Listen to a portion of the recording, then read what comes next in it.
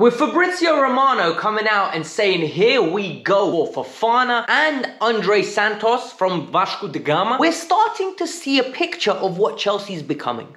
And not only are we hearing from Todd Boehly, but now we finally got to hear the vision of Iqbali, the other part to this equation. There are two people in charge of Chelsea. We always hear about Todd Boehly, but Iqbali is just as important and is just as part of the face of the club. And he had some amazing ideas, right, of the vision that the club want to go down. I agree with some of them, and I absolutely hate one of them, and I guarantee every single one of you will hate it too. So let's get into this video, let's break this down, let's go into detail of what was said at this conference where Iqbali revealed all. Welcome to the Kavkas View, and you already know what it is. Today, it's a day where your YouTube dietitian gives you all the nutrients that you lot need to ensure that you are satisfied with the Chelsea content that you are receiving. It's very simple with that. But that comes for a free lunch, right? Nothing is a free lunch in this world. So I need you guys to hit the like button. We're aiming for 500 likes. If you're new and you made it this far, you might as well subscribe because you're clearly enjoying the content. And finally, go and follow me on Instagram because that's where you're going to interact with me. Slide in my DM, ask me your questions about football. I respond in the pinned comment. That's the place to be. There is my linked account and it's all my social. Go and find me there and we can build a nice community where we interact and have a good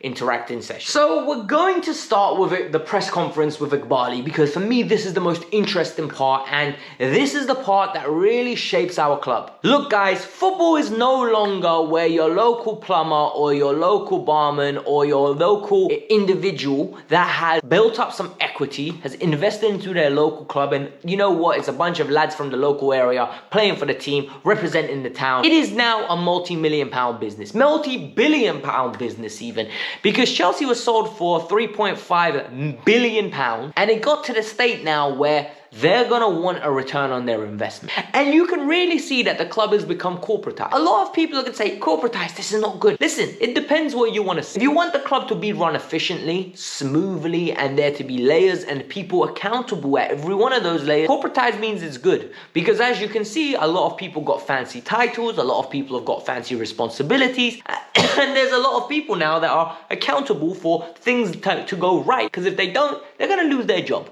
And the reality is, accountability breeds results. And now we got Iqbali sitting there at a press conference with three other individuals and they're talking about Chelsea and they're talking about the revenue and they're talking about sports, how it's going to develop. And these are the three key things I took away from listening. Number one was Chelsea want to be competitive. They want to remain at the pinnacle of winning things and being an entity that is proud of performing well on the pitch. And there were two reasons why. Number one, it's at least they said it. At least they said it because they said it openly and wisely. They said winning stuff breeds to more money. That's what they essentially said. And finally, it breeds to commercial success. People want to associate themselves with winning. And that's the sad reality of it, right? If you're a loser, no one wants to have your crest on their car. No one wants you to put their logo on your kit. No one wants to be pictured in a big commercial entity spot with a club like, for example, Southampton, because not many people know Southampton. Southampton's good within the UK. You go abroad, non-football fans are not going to know who Southampton are because the brand's not big enough. But that was the first thing. And this is a good igniter that Chelsea will remain competitive because these guys believe this is the way to generate success on and off the pitch, on a commercial standpoint and in the financials. Iqbali went into some detail about the money that they've spent and how they've spent £342 million, right, already, whether it's into first team talent to try and maintain the club to be competitive at this moment in time, but at the same time to building the infrastructure of tomorrow. So by keeping the squad fresh, young, and maintaining a certain level of talent, right? We've invested in so many players, and later in this video, we're going to be talking about Fofana and Santos, about how we're bringing in more young players, one for 17 million euros and one for 12 million euros. And this already exemplifies they are having a plan in place and they're actively going to pursue it. And they actively mentioned one part of the market that they believe has untapped, the African market.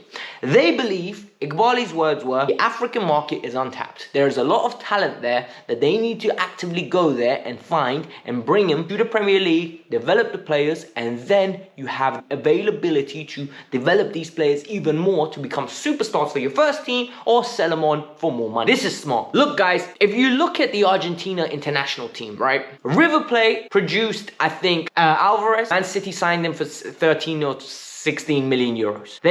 Brighton signed McAllister for 7 million euros. Enzo Fernandez joined Benfica for 13 million euros. All those players are worth north of 50, 60 million pounds in less than 12 months. In less than 12 months. This tells me that there's talent in South America. This is very simple. You go watch the Copa Libertadores, you go watch the top teams there and pinch their players. But there are just as many people in Africa, right? And they're just as talented. So all you need to do is send scouts to Africa and look for the new football talent there. And this is what clubs like Nordsjælland in Denmark are doing. This is what the Salzburgs are doing. They're literally making bases in Africa and they're looking for the new up-and-coming talent. They give an opportunity to the kids there that are good. This is their outlet. This is their way to help their family. This is their way to reach their dreams and become talented footballers. These clubs are giving them these opportunities. So why are Chelsea not jumping on in this? Because Iqbali's right, it's an untapped market. Look how many countries there are in Africa. Look how many people there are in Africa. There must be talented footballers there as well. Because if you look at it now, right, there are so many footballers of African descent that are unbelievable. So there must be even more around the world. And this isn't only for the African continent. I think there's a ton of players in the Asian continents that need to be explored. There are even players in Australia. There aren't many Australian footballers right now in front of us. And I don't understand why. Like, why don't we go and explore that? And I think what the club is going to do, they're going to find those gems. And this is very exciting and this is very good for me. I think this is the one thing I really disliked and it really irritated me, actually gave me an annoying sense of what is going on here. This was the fact that Iqbali openly said, we don't need to be signing players a 30-year-old free agent. What does that even mean, a 30-year-old free agent? If you look around Europe, and we're going to go through this right now, Lewandowski, Barcelona's best player. Arguably. Real Madrid, Kroos, Modric, Benzema, all above 30s in 35. So they're not even 30, they're 35, right? 33, 34, 37. That's their age. You look at Manchester City, Kevin De Bruyne is 30 years old, one of their best players. You look at Man United, Casemiro, one of their best players. He's 29, turning 30. So you look at Chelsea, Thiago Silva, N'Golo Kante, Chelsea's best player. So why on earth are we going to rule out a specific age bracket because they're deemed not to be profitable? And then we spent 12 million on Aubameyang and we paid 40 million for Koulibaly. So where was this intention then? Like, it just makes no sense. It makes no sense with what he's saying. And finally, Thiago Silva's our best player. What is he talking about? I don't think we should be ruling anyone out based on their age. There needs to be an individual metric where you go, okay, this player is good enough. He will add something to the team. He's got leadership capabilities. He's got X, he's got Y, he's got Z, and we go from there. I don't understand it. I don't like this approach that we only buy young. I think in the long run, it's going to cost us. If we're so rigid with our system, it needs to be more fluid. But otherwise, everything Iqbali said, I can get behind. So it looks like Chelsea will be announcing officially that Destro Fofana from Molde will be joining Chelsea.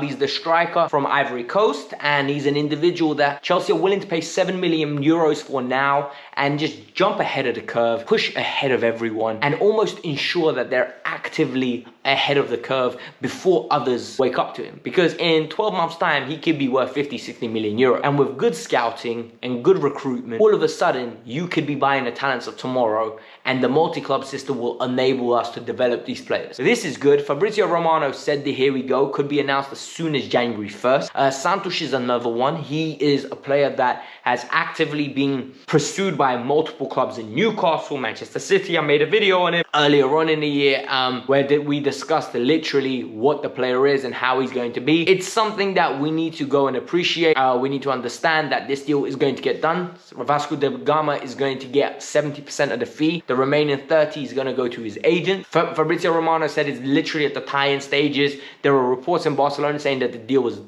in Brazil, that the deal was done. So essentially, it's a good sign. It's a good time to be in my opinion, a Chelsea fan because we're buying the hottest prospects around. So we're going to get to see them develop, we're going to see them get nurtured, and we're going to see them become elite level talents, hopefully. But this was the Kavkas View. I hope you lot enjoyed it. Hit the like button, subscribe to the channel. Let me know your thoughts. Peace out. I'm out.